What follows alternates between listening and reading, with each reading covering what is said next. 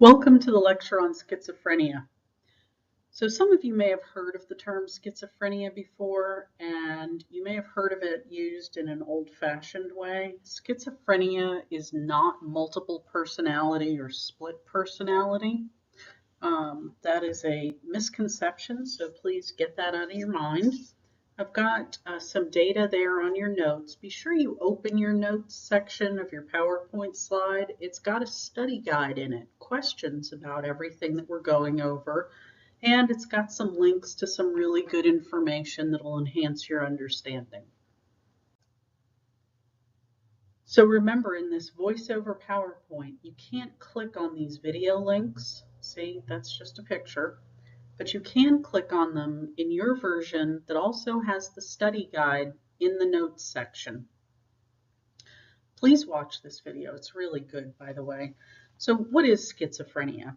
Schizophrenia is a disease that's progressive and chronic. It's characterized by different categories of symptoms coupled with psychosis. Remember, psychosis is a loss of contact with reality. During a psychotic episode, people experience distorted and bizarre thoughts. Their perceptions are skewed, their emotions are bizarre, their movements are bizarre, and their behaviors are bizarre. This syndrome of symptoms is how the disease schizophrenia is diagnosed. You'll see the symptoms on later slides. Schizophrenia is treatable, but it's not curable. Remember, we treat the symptoms with medication and supportive therapies. I gave you guys in your notes a good link to a New York Times article. There's a big debate about, are we treating schizophrenics properly and the best for them? We used to institutionalize schizophrenics forever, sometimes the rest of their lives. We try to do some rehabilitation now, but often schizophrenics end up back out on the street. So are we providing them the best care? Y'all are going to be the nurses after me, and that debate is probably going to continue. I encourage you to read that New York Times article because you're going to be part of the debate. Please remember, as we go through this, we're talking about the diagnosis for schizophrenia as it relates to the DSM-5. The DSM-5 has different diagnostic criteria than the DSM-4. So please take a look at the DSM-5 in your textbook. For a diagnosis of schizophrenia, you have to have at least 2 of the specified symptoms. We'll get to the symptoms next. The symptoms of schizophrenia impair a person's ability to function in society. Remember, everyone's perception is their reality. If your perception is dramatically affected by psychosis, it's still real to you. So think about each symptom. For instance, could you hold a job if your delusion is persecutory and causes fear? If your perception of reality is that the bus is filled with snakes, will you get on the bus to go to your appointments? If your social behaviors include talking to yourself, how much human contact do you think you actually have?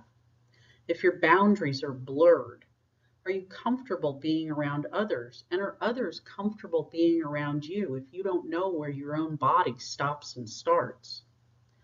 If you have schizophrenia, your confused, chaotic thoughts really impair your ability to think.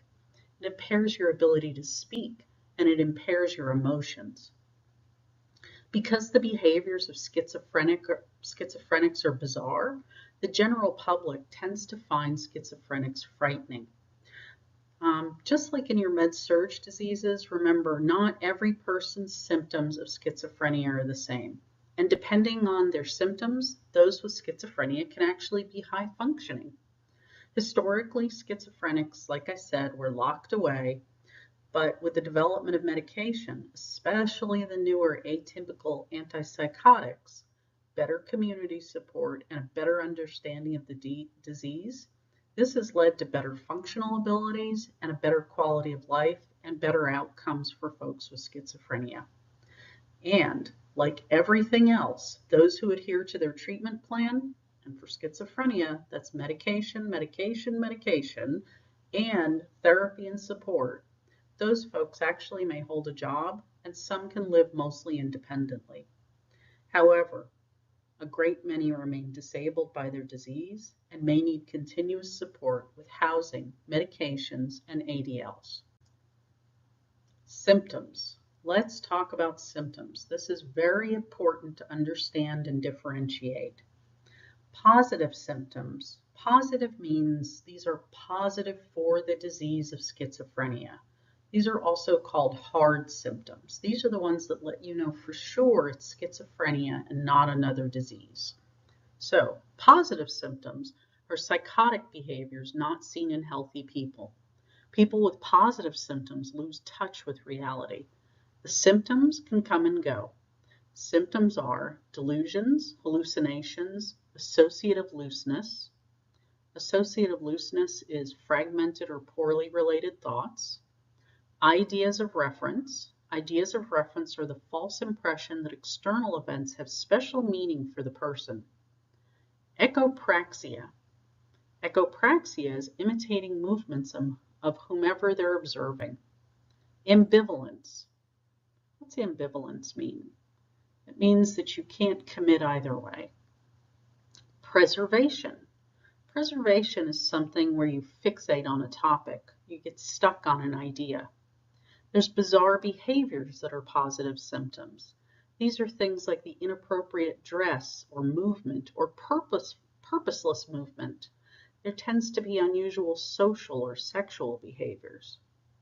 Negative symptoms.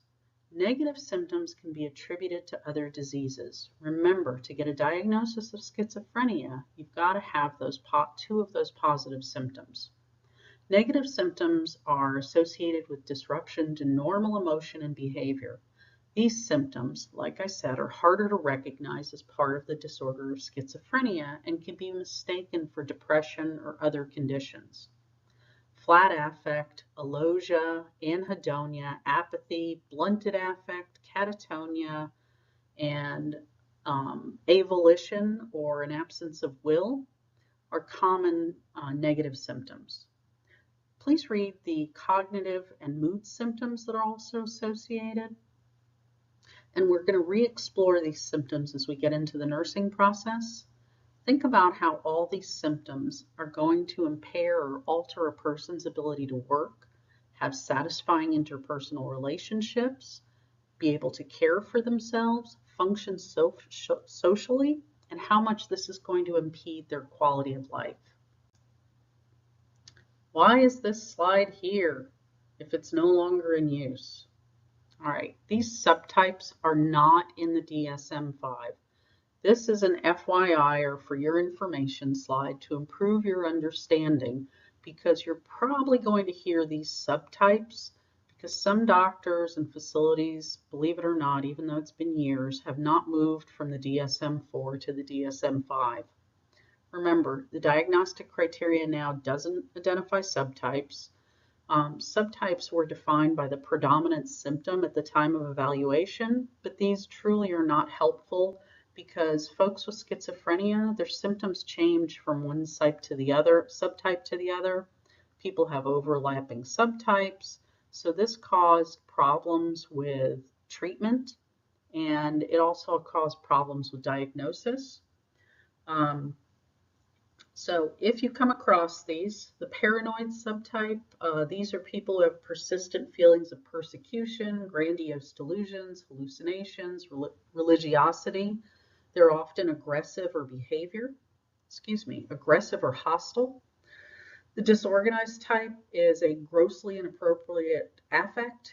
They tend to be flat, incoherent, have loose associations and disorganized behaviors. The catatonic type has no movement or lots of movement. They can either be catatonic, which is no movement, or have a peculiar excessive movement like mimicking gestures and words. Remember, mimicking gestures is echopraxia and words is echolalia. The undifferentiated type has mixed symptoms with disturbances in thought and behavior. And the residual type, they had a previously full-blown episode but don't currently display the symptoms. Residual was considered the mildest type of schizophrenia, where paranoid was considered the most affected type. So Not supposed to be in use anymore, but you're probably going to come across it in practice. So the onset of schizophrenia is either abrupt or insidious, meaning it comes on slowly and gradually or seemingly suddenly. Some patients can suppress their symptoms, especially those negative symptoms.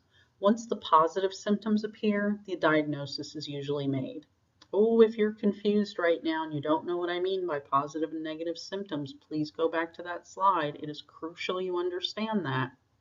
So, in the years that follow the onset of schizophrenic symptoms, two patterns seem to emerge.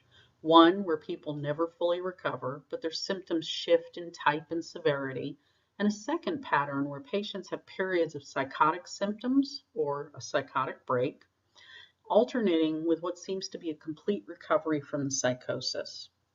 In the long term, symptoms seem to diminish with age, but after years of living with schizophrenia, often schizophrenics are not able to function independently, but some can live in group homes and some can hold very structured jobs with success. One of the biggest determinants here is adherence to medication regimen. Remember, meds don't cure the disease, but they do give the patient a chance at successful management of his or her disease.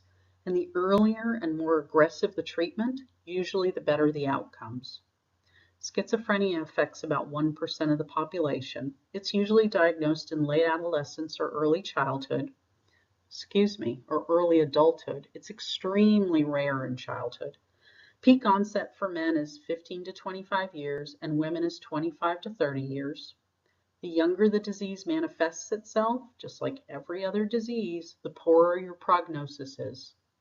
Also, those who seem to have a gradual onset have a poorer prognosis than those who have an abrupt onset. Within a year of an acute episode, 35% of schizophrenics will have a relapse. And to be diagnosed with the disease, you have to exhibit 2 or more of the symptoms for a significant time, that's 2 or more of the positive symptoms, within a month, and at least one symptom has to be either a delusion, a hallucination, or disorganized speech. Go back to that DSM criteria. There are some related disorders that are definitely still in use. They are related to schizophrenia, but they are easily distinguishable from the disease. Schizophreniform disorder, this is symptoms of schizophrenia, but it happens for less than 6 months. Catatonia is no movement or lots of movement, like we talked about before. A delusional disorder, you have to have a believable delusion. Something like your husband's cheating on you, or your neighbor is a government agent. And you can check these things out and you find them to be untrue, like you hire a private detective to follow your husband. Everything shows that it's untrue, he's not cheating on you, but you still believe it. That's a delusional disorder, because remember, a delusion is a false fixed belief. A brief psychotic disorder usually happens because there's been a major stressor, and the symptoms of schizophrenia will last less than a month. A shared psychotic disorder, these are the kind of things that make the news all the time. A shared psychotic disorder is also called a folie à deux, which is French for the madness of two. I don't know if you all remember the Elizabeth Smart case. I gave you a link to that case if you want to read about it. She was abducted by a man who thought he was a prophet, and his wife also believed him to be the prophet, and therefore he was allowed to kidnap girls and rape them. The poor girl got raped every day. But the two people who did it were sharing a psychotic disorder. For you guys, it may be a long time ago, there was something called Heaven's Gate. These folks believed that the Hale-Bopp comet was going to bring on the end of the world. They called themselves the Luciferians. They all dressed in brand new white Nike sneakers and killed themselves. 39 of them died through this mass suicide. There was something in the 70s called Jonestown. Some of you may have heard of the incident in Waco with David Koresh. Those are all shared psychotic disorders. schizotypal personality disorder. These folks get diagnosed, they have odd eccentric behaviors, and they may have some psychotic episodes. Folks with schizotypal personality disorder often will develop into full-blown schizophrenia. Comorbidities with schizophrenia. More than 50% of folks with schizophrenia have a dual diagnosis of substance abuse. Tobacco is the most common, but alcohol abuse is common in males, and also those have been institutionalized. You'll see alcohol abuse. Alcohol is especially problematic because it can interfere with the efficacy of prescription medications, and any substance use puts patients at risk for recurrence of symptoms, violence, incarceration, and diseases that are related to poor nutrition and compromised immunity, and of course, death. Obesity is one of the comorbidities that's due to many factors, one of which is the medication. Now, we know obesity can lead to diabetes and cardiovascular diseases. There is a lack of proper nutrition, there's homelessness, there's a lack of self-care, and that puts folks with schizophrenia at a big risk for malnutrition, dehydration, exposure, issues like freezing or burning, and infections that go untreated. And they're also at much greater risk for HIV. There's a high comorbidity with schizophrenia with other mental illness, such as psychosis-induced polydipsia. That's compulsive water drinking. This compulsive water drinking, they have a misunderstanding of their body's messages. Part of this is the depersonalization and the derealization that they experience. So they don't really know they're thirsty or know that their thirst has been quenched. So this compulsive water drinking puts them at risk for hyponatremia, cerebral edema, and death.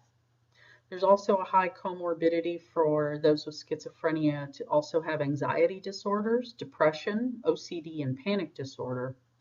And about 20% of folks with schizophrenia will attempt suicide, and about 10% are actually successful. So what's the etiology of schizophrenia? How do you get it? Most of our theories focus on biological etiologies for schizophrenia.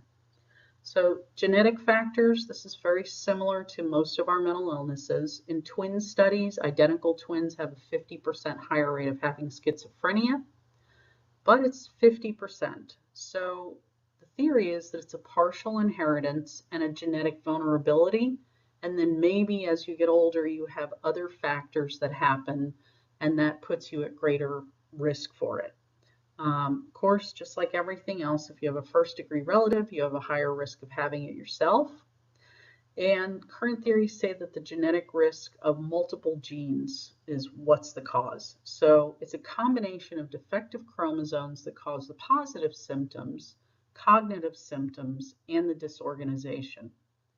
Older parents actually tend to have children with more medical and psychological problems in general. So don't wait to be too old to have your kids. Puts your kids at greater risk for having different problems. And an older father puts a person at a 3% greater risk for developing schizophrenia. So there are neuroanatomic and neurochemical factors. Schizophrenics actually have a difference in their brain structure and alterations in neurotransmitter systems. The most prominent neurochemical theories involve dopamine and serotonin. Dopamine and serotonin keeps coming up. One of the things we found in CAT scans is that schizophrenics have less brain volume and less cerebral spinal fluid, and they have an excess of dopamine and serotonin. Immunovirological factors. So these theories are actively being explored today. The theory is that viral exposure and the release of cytokines by the mother causes the symptoms of inflammation, and then that goes to the baby. So this is in vitro exposure to a virus. Pregnant women who get the flu, there's actually some correlation between maternal flu and higher rates of schizophrenia. Poor prenatal care, including poor nutrition, drug use, and a lack of oxygenation at birth can put the infant at risk for developing a few mental illnesses later in life. Drug use. Now, according to the National Academy of Sciences, the evidence is that cannabis use, that's marijuana, is going to increase the risk of developing schizophrenia, other psychosis, social anxiety disorders, and to a lesser extent, depression.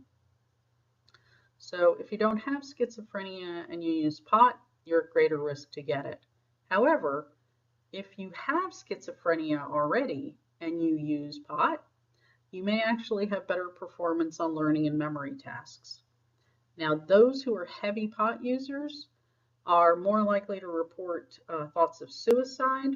And for those who have bipolar disorder, I know we're going back here, but nearly daily cannabis use shows that they're going to have increased symptoms. So if you're interested in that report from the National Academy of Sciences, click on the link that's here in your graphic, and that'll tell you, click on the link of the cannabis. This is a link to the National Academy of Sciences.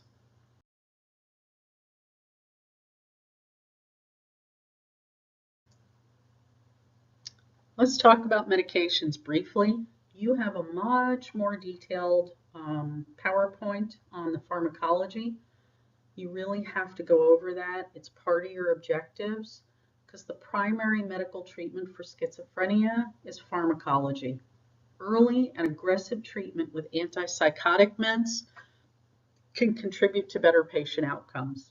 Medication adherence is associated with better outcomes and less relapse. Now, understand, each time somebody experiences a relapse of symptoms, the more likely they're going to have deterioration and dysfunction and eventually possibly be unresponsive to treatment. Let's talk a little bit about non-adherence. The rates for non-adherence with medication compliance with schizophrenia is between 12 and 65% for individuals who take oral antipsychotics.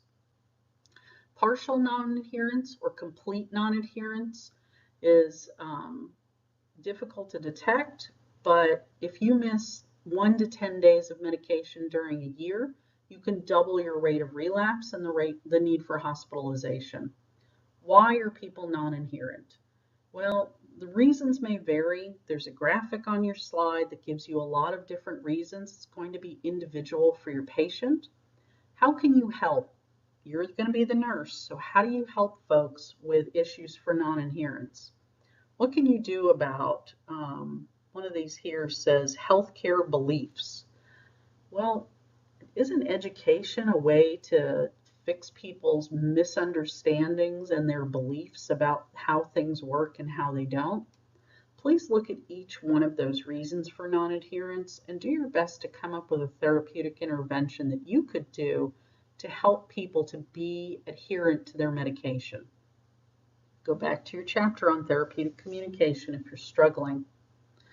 Now, when we're giving meds, as with most medications and most diseases, the goal is to find the lowest dose of the best tolerated antipsychotic that minimizes the symptoms of psychosis and also doesn't have a lot of side effects.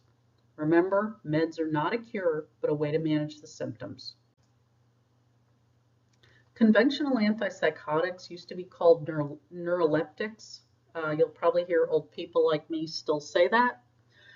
Conventional antipsychotics target the positive symptoms of schizophrenia, and atypical antipsychotics, or second generation, also diminish the negative symptoms. Please go to that PowerPoint that you've got that's just about meds in this module too.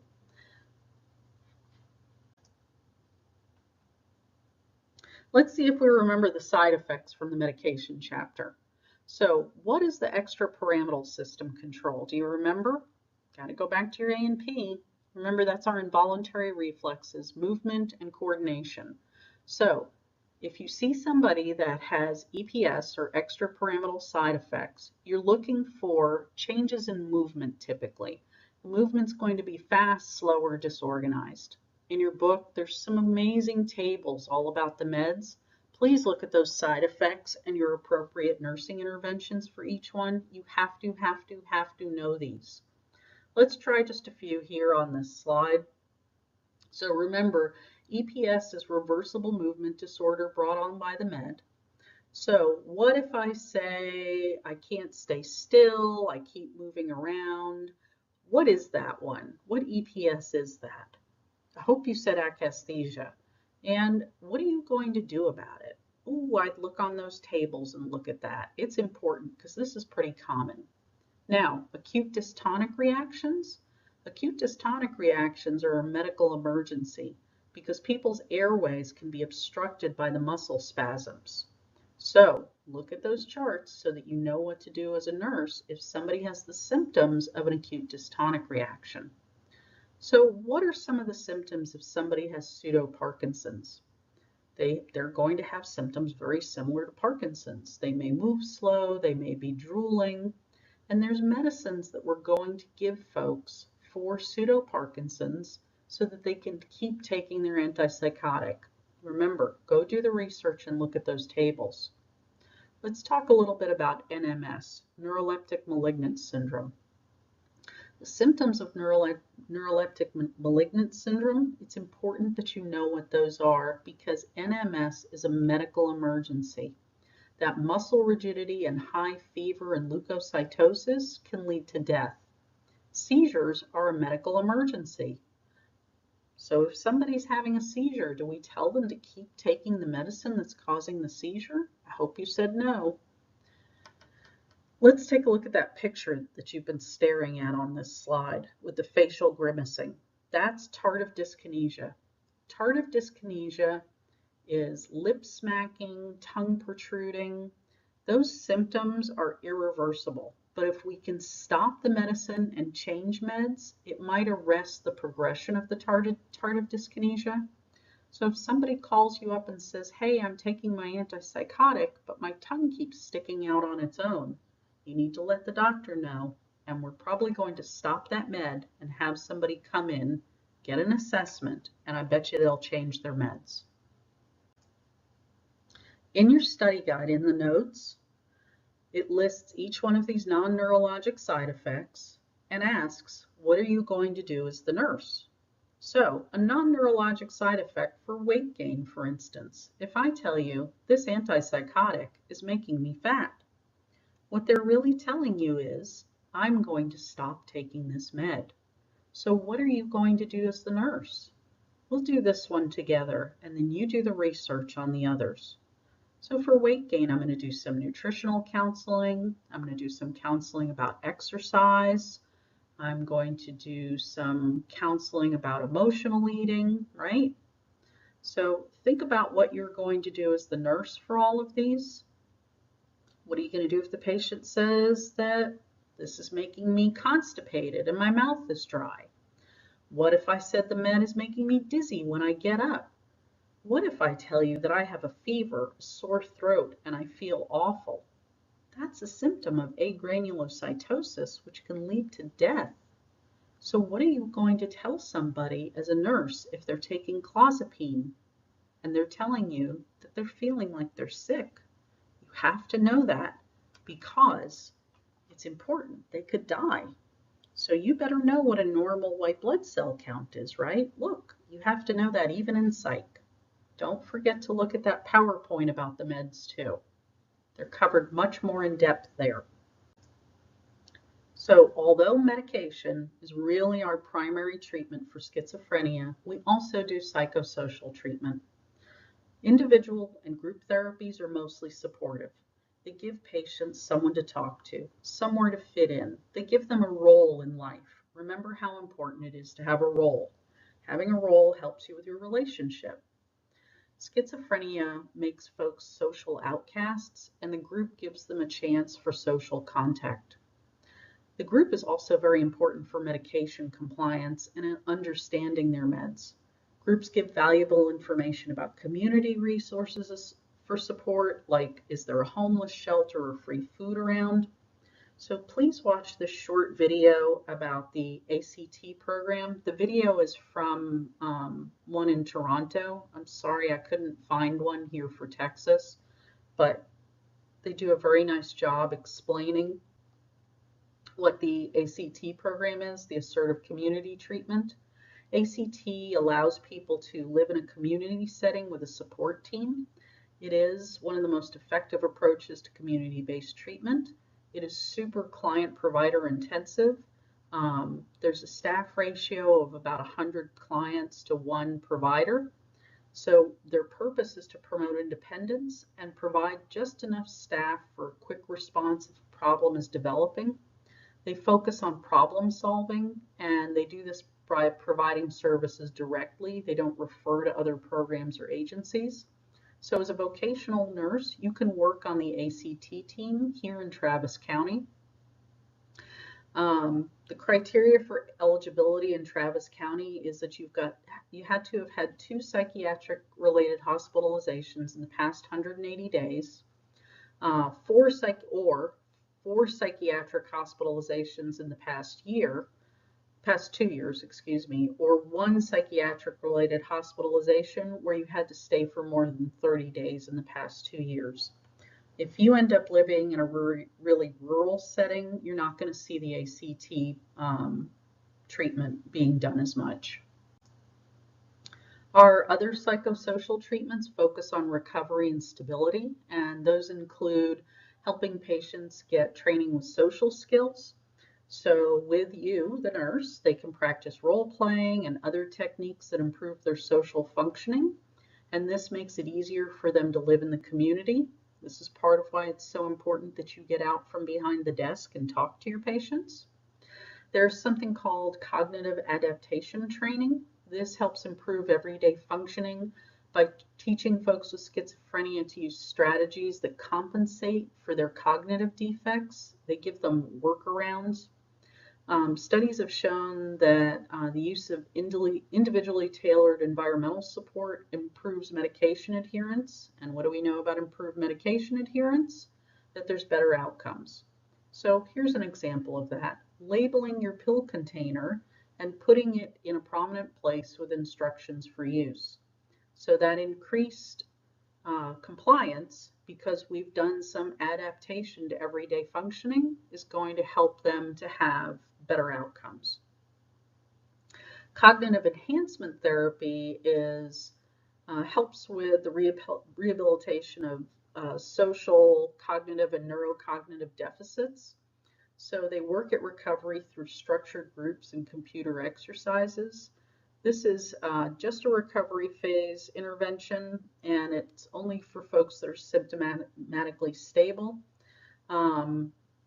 but who can still be but who are still socially and vocationally disabled. Family therapy and family education is crucial to healthy support for the patients, and it also helps with the stress level of the family members. Let's do our nursing process. So how do we apply the nursing process with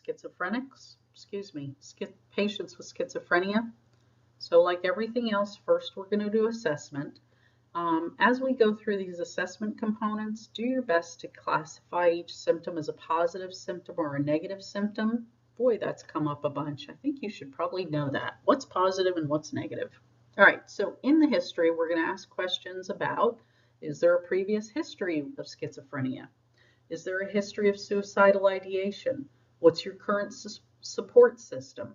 What is your perception of your current situation? So how do we ask those questions? I'm going to say, please tell me about your day. Please tell me if you run out of money. Please tell me where you're living. Please tell me if you're ever angry. Please describe your support system. Please describe your housing. Please describe your medication. I'm going to ask questions like, have you ever felt suicidal? Have you ever had voices? Do you hear voices? About 10%, remember, of schizophrenics are eventually going to commit suicide. I'm going to ask questions about their history of drugs and alcohol use. I'm going to take a look at the results of any of their medical testing, and I'm going to review any data on previous treatment. I want to know if there's been arrests, if there's a family history of schizophrenia, or a family history or a history for themselves of any other medical illnesses. For their general appearance, you're going to expect your schizophrenic patients to be disheveled. They're going to be unkempt. They're going to have poor hygiene. Their clothing might be inappropriate. Now remember, this may have to do with their living situation as well as their disease. However, some folks may be dressed appropriately and may look, I'm going to use air quotes here, normal. In motor behavior, look at all those words. You have to know the meaning of these words. Now, their motor behavior may be agitated, restless, they may be some purposeless gestures, and we may see echopraxia. Look it up. Stereotypical behaviors, which are purposeless gestures, grimacing, psychomotor retardation, and sometimes near or actual catatonia. Waxy flexibility, that's a word you should look up. Continuing on assessment, we're going to assess speech. In speech, we may see word salad, echolalia, latency of response, associative looseness. So take a look at that box. It tells you some of the unusual speech patterns. Please practice those in your groups so you're familiar with them. You have got to know these terms. If I just said latency of response and you have no idea what I'm talking about, you need to look that up and you need to practice it with your study partners. This is our medical language and this is how we're going to communicate with other professionals. So you need to know what these mean. It's in your textbook. More terms. So we're also going to assess mood and affect.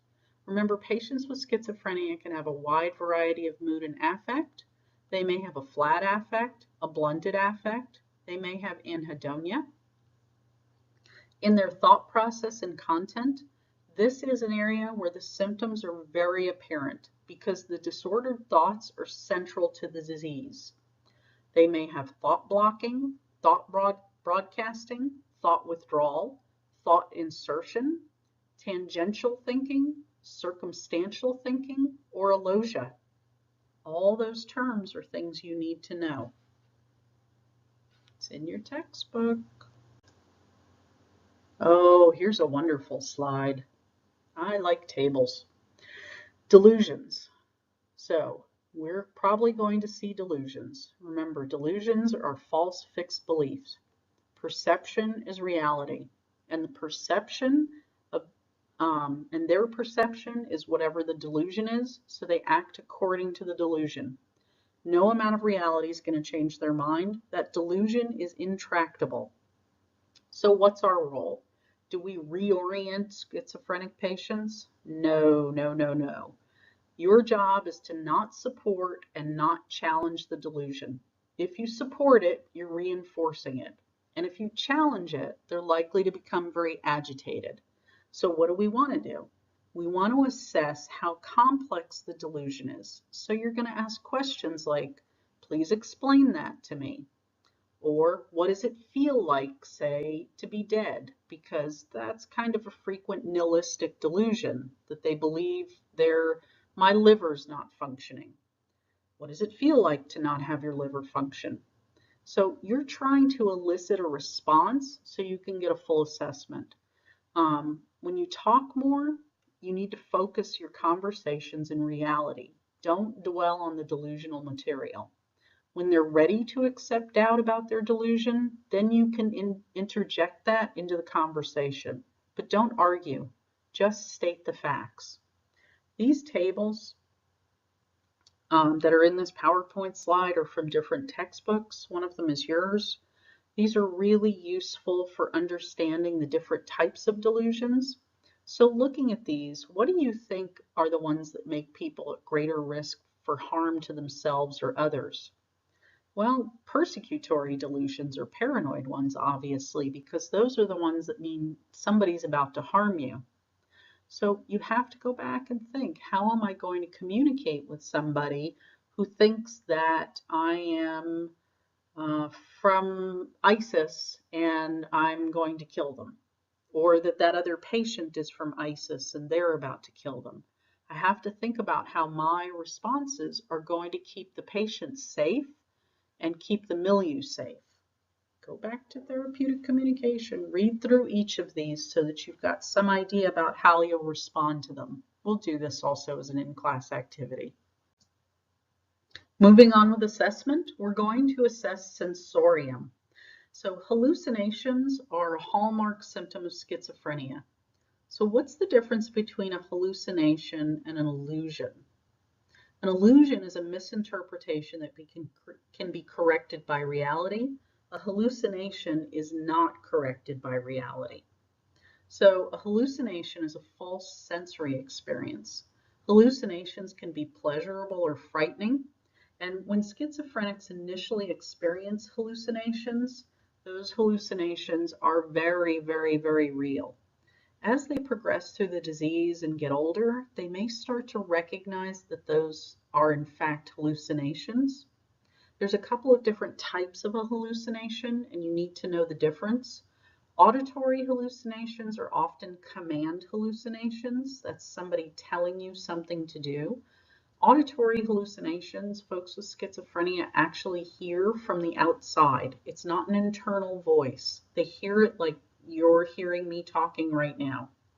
Visual hallucinations are things people see. Olfactory, they smell. Tactile, they feel. Gustatory, they taste.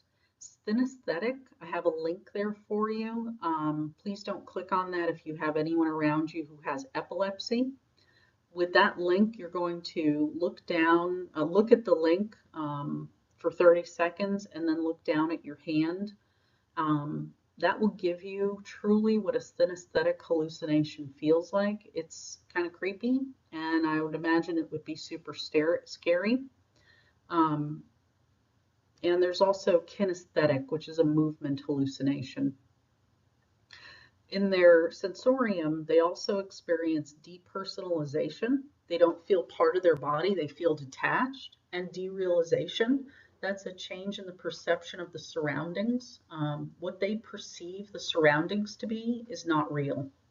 So when we assess intellectual processes, we're going to find poor functioning and something called concrete thinking. I hope you remember what that means.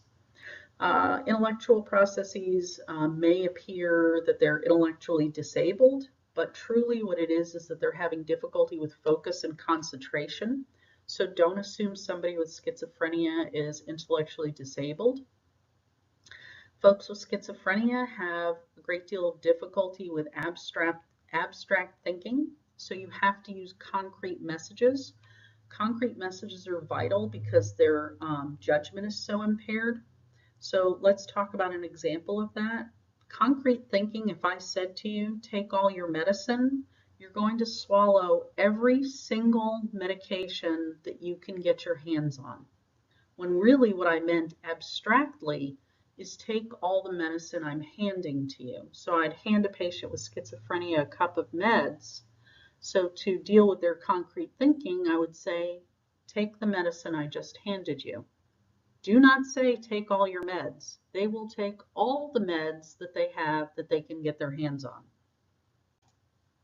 So still on assessment, we're going to assess judgment and insight. Their judgment and insight is usually impaired. Remember, insight is the ability to see cause and effect. So if I said, how will you get your medicine? Folks with schizophrenia have poor judgment and insight because they're not sure how they're going to get their meds, but they don't see the cause and effect that if they don't get their meds, they're probably going to have a relapse. Their judgment is hampered by their disordered thought process and their inability to accurately perceive their environment. In self-concept, what do you think the self-concept is of somebody with schizophrenia? They have a loss of ego boundaries, so they don't really know where they begin and the things and people around them end. They also experience ideas of reference. Oh, what's that?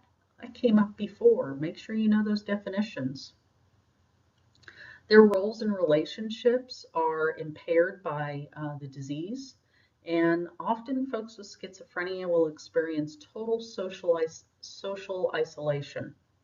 And in physiologic and self-care, folks with schizophrenia tend to have inattention to hygiene and grooming.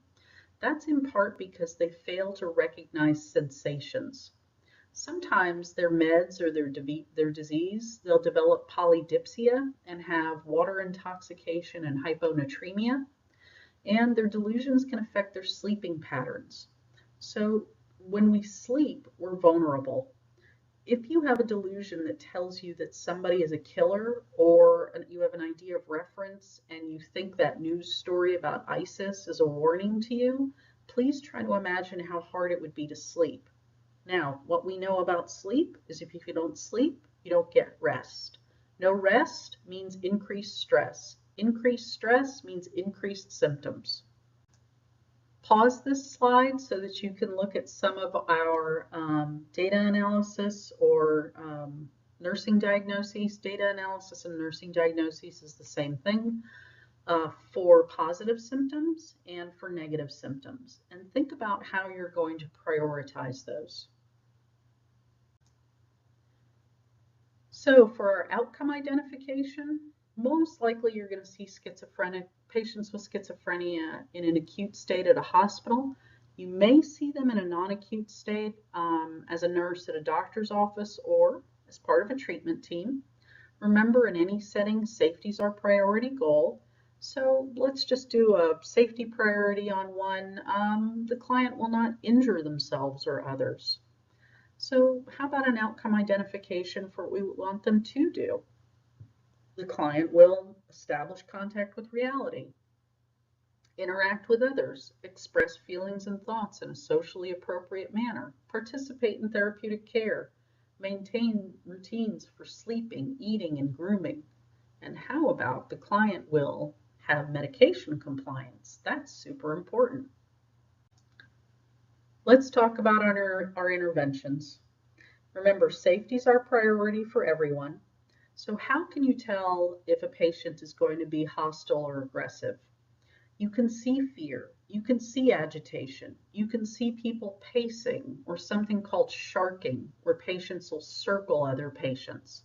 People who are about to be hostile or aggressive will ball up their fists. They'll be angry and they'll use an angry, loud voice. So we have to maintain a safe environment with decreased stimulation. Listen to people's words, clarify the meaning. Remember, if somebody says something, you're going to validate what they're saying. You sound angry, you sound upset, and then we're going to clarify what they're saying. You sound upset. Are you planning on hitting yourself? You sound upset. I don't see a snake. Let's go in the other room. Validate and then do something about it. For symptom management, our nursing care is going to focus on assisting the patient and their family to manage the symptoms of their illness and to reduce or prevent episodes of relapse. Our therapeutic communication, it's super important that we establish trust. One way you can help to establish trust is by offering enough time. Some folks can only tolerate a short interaction. Some may want longer contact with the nurse, and by contact I mean verbal. So be sure that you're respectful of what the patient's needs are, not what yours are. Be super careful about touch with folks with schizophrenia because your touch could be misinterpreted. Be an active participant and watch for their responses to eye contact. So don't stare people down with schizophrenia. You should offer some empathy and compassion to the family and the individual. Understand that the disease of schizophrenia can bring on feelings of grief and loss. This illness has a significant impact on every area of the family and the patient's life and functioning. So you need to be there for them and listen to their feelings of grief and loss. Let's talk a little bit about our therapeutic communication. Don't be this nurse. So be sure your nonverbal and verbal behaviors show respect, interest, and don't convey any aggressive intent. Your communication strategies are directed to lowering your patient's anxiety level. We want to encourage folks' participation in therapeutic activities. We want to protect their feelings of self-worth. And we want to encourage medication adherence. So keep all those goals in mind as you communicate. Patients with schizophrenia, their speech may be incoherent or difficult to understand due to flight of ideas, loose association, or other unusual speech pattern like clanging, word salad, and neologisms. So in all your communication, if you're not understanding, ask people if they could just repeat themselves. Don't pretend you know what it is and go along. You don't know what you're agreeing to. Now, in your communications, please respect personal space. If the interaction becomes overwhelming for either of you, offer time and respect personal space. Sometimes folks with schizophrenia may want to be alone, but not always, and they shouldn't always be alone because that super interferes with their ability to connect with reality. Your reality, it's important that you talk with them. So clarify your nonverbal communications, and sometimes it's more effective to try to understand your patient's nonverbal behavior. So you're going to observe for increased anxiety, fear, or agitation. Some therapeutic communication skills that are effective are offering self. If you don't remember what that is, go back to your therapeutic communication chapter and read about it. Also effective is positive regard, making observations. Interventions for delusional thoughts. Remember, we're going to focus on reality. No confrontation or reinforcement of the delusion. We're going to do distraction and maintain reality.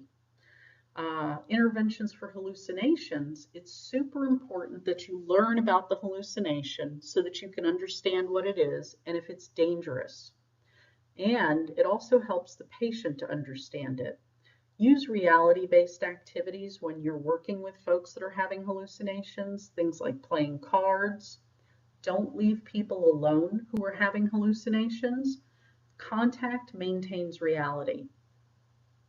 Going back to delusional thoughts, remember we want to find out if those delusional thoughts are persecutory, because those can be dangerous. How do we manage socially inappropriate behavior? We're going to redirect. Be factual and non-judgmental and teach people social skills. Don't take it personally. Their inappropriate behaviors are just part of their disease. It's not directed at you personally. So you're going to redirect their behaviors and reintegrate them into the milieu to interact with people. So I can't stress enough how much you have to establish and maintain reality in your responses with folks with schizophrenia. All of the delusions and hallucinations are answered with reality and have needed clarification. So let's say I have a patient who says they hear voices. Remember, first I'm going to clarify what they're hearing, safety, and then I'm going to use reality. Let's try an example. So the patient says they hear whatever it is they hear. So I would say, I don't hear any voices. What are you hearing? Or if they're frightened, you seem frightened about the voices you're hearing. That's validation, right? I don't hear any voices. That's reality. What are you hearing? That's safety. Here's another example. Let's say they're having a visual hallucination. They say that there's a giant rabbit about to kill them. I could say, I see that you're frightened. I don't see the bunny man, but I'm here with you and you're safe. So what did I do? I validated, I presented reality, and then I told them they're safe. See? So carefully present reality. Don't argue about the delusions or hallucinations. If they insist there's a bunny man there, I'm not going to tell them, no, he's not there. I'm just going to say I don't see it. So presenting reality and voicing doubt is therapeutic, but please be careful about trying it as a student. Talk with your clinical instructor before you do it, because doing those things really requires the establishment of trust and a good rapport, and it takes a little bit of experience to use these techniques properly. Let's talk about our interventions in managing the milieu. Remember, a therapeutic milieu provides safety structure, decreased stressful stimuli, useful activities, and opportunities for positive social interactions. Folks with schizophrenia are not more prone to aggression than any other mental illnesses. In fact, they're much more likely to be the victim of a violent crime. Those with schizophrenia who are violent, usually that's going to be a family member. It's not usually the staff at the facility. Aggressive behaviors like danger to themselves or others may be why they're admitted. And if you work there, that may be why you're seeing them. But often folks are off their meds when that's going on. So managing aggressive behaviors on the unit, these are not just useful management techniques for those with schizophrenia, but general unit management. So what's a structured environment? Give yourself some examples. What's structure in your life? Don't you get up at a certain time, bathe at a certain time, brush your teeth at a certain time? Why is structure good? Structure gives us a sense of security and well-being. Remember, chaos is the enemy of good mental health, especially for folks who have mental illness. How can you decrease stimulation in the milieu? Think about some ways that you can do that.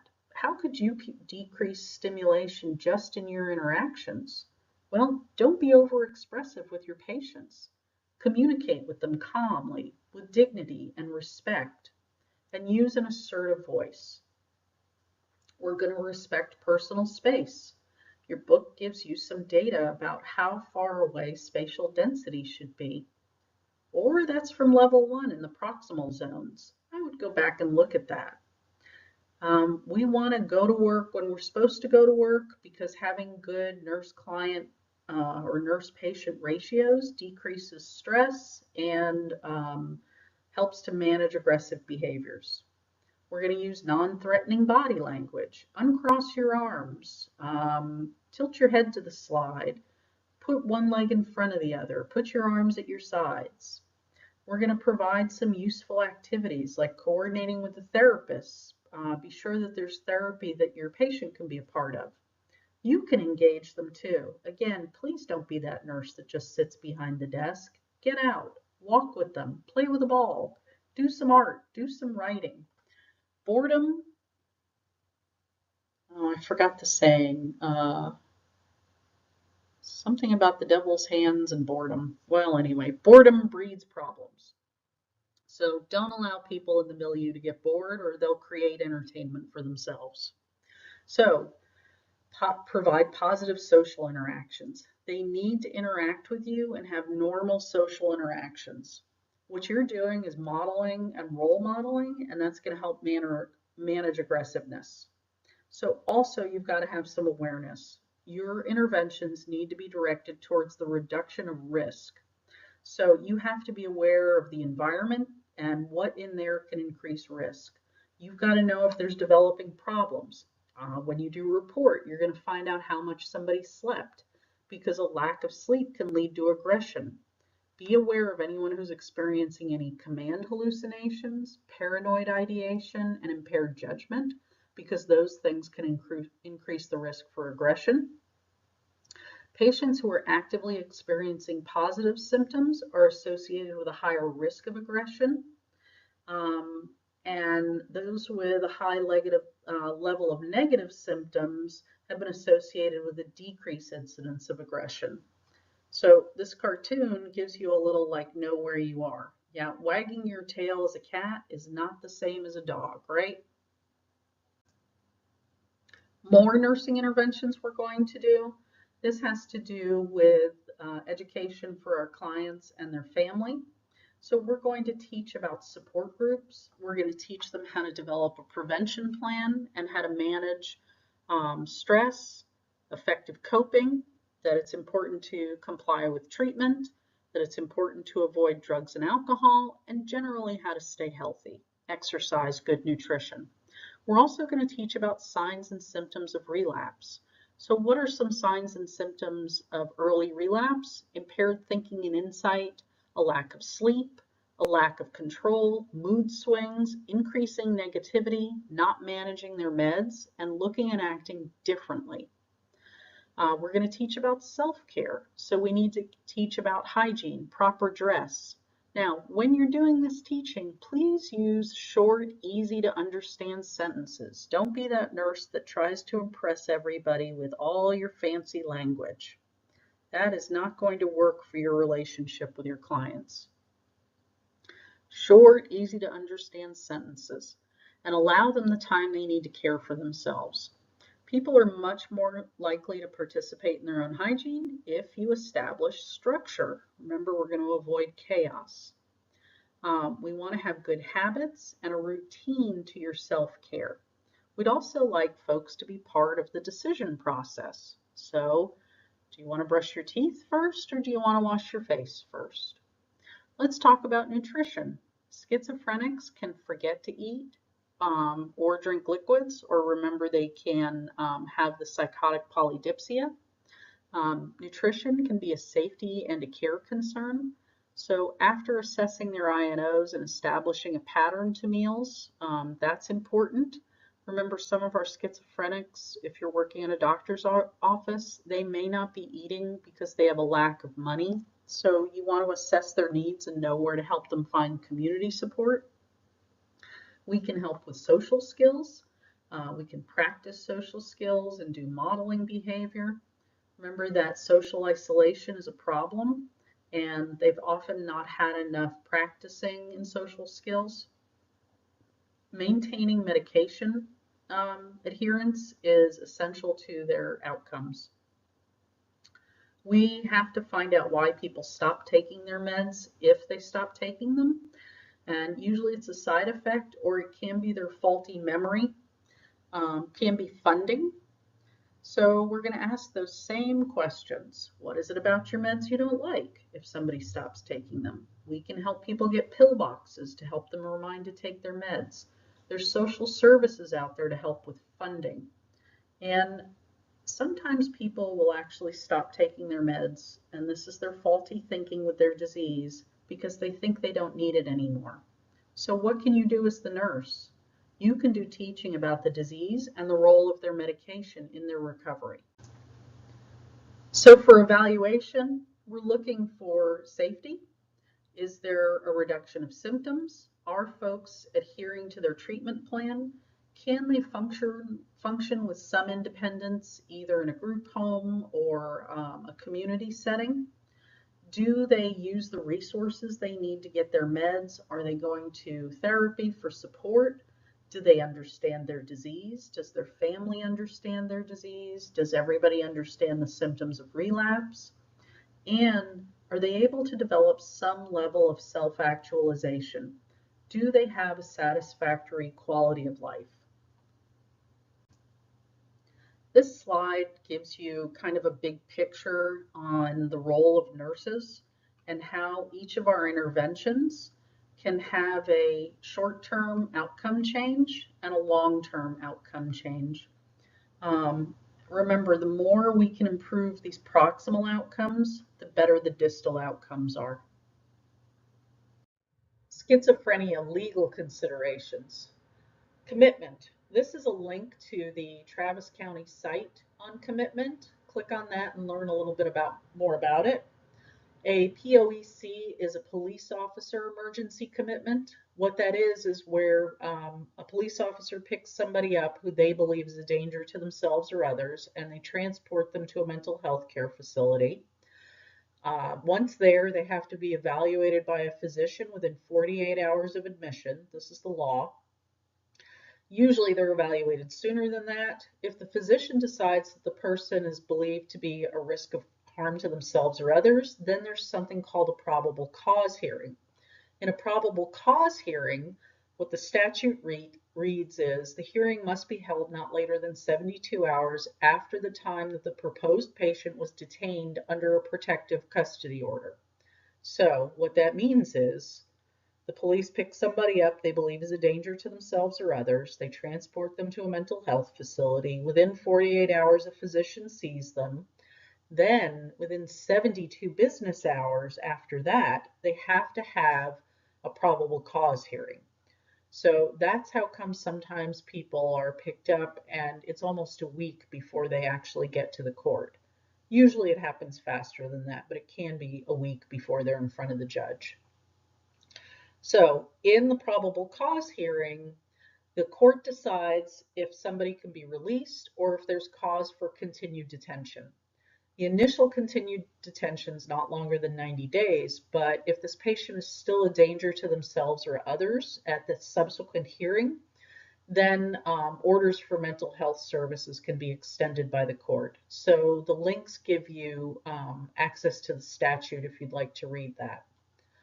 An order of protective custody, or an OPC, is issued by the probate court if they're found to be a serious risk of harm to themselves or others. Again, there's a link there to the statute. So we've got a lot of services here in Travis County to preserve the rights of folks with schizophrenia and other mental illness. That Travis County is a link to the Travis County Integral Services, this one right here. This is a taxpayer-funded program that serves adults, children, and family with mental illness or intellectual disability. Services can include a psychiatric evaluation, 24-hour crisis intervention, medication treatment, inpatient treatment, employment and vocational services. They also do service coordination between providers. They offer family support and respite care, housing, information, and referrals to things like supported living and residential services. Integral Care also provides community services either in your home, on the streets, or wherever it's needed. Integral Services administers the ACT or ACT program in our area. The ACT program hires LVNs and is a good proactive care for folks with mental illness. So we're going to try to keep them out of the courts and keep them on their meds and go into therapy. If you're interested in that, click on the Travis County so you can read about that and read the job descriptions and the job openings too. We also have a lot of charities in our area. One of them I'll give you an example of is Fishes and Loaves. They help with food insecurity and food insecurity. We've also got the Arch, which is the down on 6th Street, which provides housing. I also gave you a link to NAMI, and NAMI Austin provides lots of supportive services. So let's talk about least restrictive environment. Whether you're voluntary or involuntary committed, people have a right to the least restrictive environment, and your nursing interventions have to preserve people's civil liberties and protect them from harm. So none of that changes if somebody has schizophrenia or a mental illness. You have a legal and ethical responsibility, I think I'm saying this multiple times because it's true, to preserve somebody's rights and protect their lives. So if you have a patient who's getting angry or disruptive, always start with your words. Start with therapeutic communication before moving on to more restrictive measures. See something happening and you think, what is the least restrictive way I can help this patient regain control of themselves so that you can preserve their civil liberties, their rights, and your license. So for cultural considerations, this video shows you a practice. This is in Northern Africa. This is an Ethiopian video. It's something called ZAR, Z-A-R. I apologize if I'm mispronouncing it. This is an experience that to us looks like a hallucination or a delusion, but this is just a normal part of a religious experience in these cultures. There are other culture-bound syndromes, meaning they only exist in those cultures. So the thing is, if you have somebody, let's say you're working med-surg and it's an immigrant from Northern Africa, and you see them doing some of these things in their room, this may not be schizophrenia. This just may be a culture-bound religious experience. This second video you've got here is a Pentecostal service in the Appalachian region of the United States. When you do play this on your voiceover, turn it down. I'm sorry, it's a little loud. So what you're going to see here in this Pentecostal service is people are speaking in tongues, and what that man has there in his hand is a bundle of snakes, and they do snake handling. So I ask you, are people schizophrenic if they talk to God? Or are you schizophrenic when God talks back? What about people who say they're mediums that talk with the dead? Are they schizophrenic? What about Joan of Arc here? Was she schizophrenic? In some religions, hallucinations are acceptable. An atheist may think that any religion is a church of hallucinations, but is it? I had some students ask me if the suicide bombers from 9/11 were a foi deux, remember the madness of two, or was that their religion? I leave that for you to think about. One other cultural consideration I want to bring up, there are medication differences with some cultures, so keep that in mind when you're working with patients who aren't Caucasian. For instance, with our clients who are Asian, we're going to use a lower dose of Haldol. Just please be respectful of other people's cultures while you're nursing. This slide about elder considerations, it's just here for you to read about to see what's different for people who have late onset schizophrenia and how that usually works out for them. So just pause it and read it, or read it in your notes. So your self-awareness, there are definitely some challenges working with patients with schizophrenia. You may find yourself being frustrated if they're not compliant, but please don't take it personally. Remember, it's their disease. Sometimes patients with schizophrenia can seem suspicious or mistrustful. It's their disease. Sometimes their symptoms are frightening. It's their disease. Now, how do you deal with frustration? Please talk to your folks that you're working with and focus on their successes. Remember, it's about them, not about you as the nurse. Got a little link here to an artist who is schizophrenic. Shows you some of his work. And remember, you don't have to have all the answers. Talk with the team. In your notes, I've got an interesting link to an article from Wired magazine about how folks with schizophrenia are not fooled by optical illusions. Kind of a nice way to end your lecture. Please look at that in the notes. I think you'll find it very interesting. And be prepared because we'll have lots of activities in class.